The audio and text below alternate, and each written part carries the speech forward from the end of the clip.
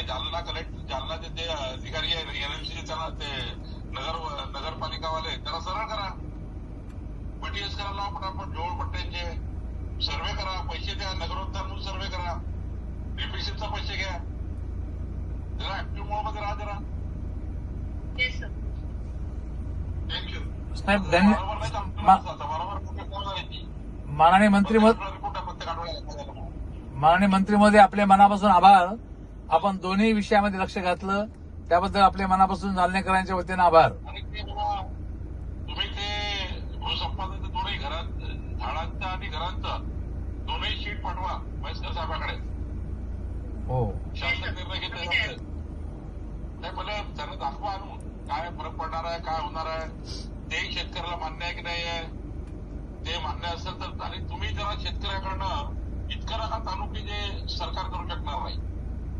सरकार जबरदस्ती ताबा घेईल आणि काम करेल. तुम्ही जे नियमात आहे ते नियमात ताणा. तुम्ही काय करा, तुम्ही जबरदस्ती तिथे एवढंच पाहिजे तेवढंच पाहिजे, नियमात तुम्ही प्रूव्ह करा ना.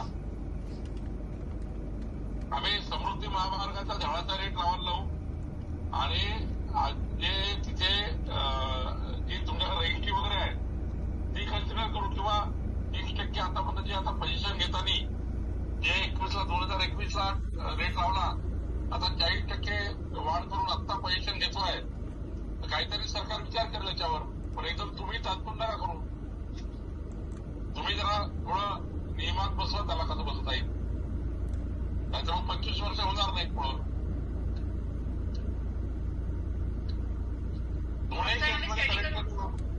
स्टडी करून पाठवा. थँक्यू सर, धन्यवाद. खूप खूप आभारी आपले, खूप खूप आभारी.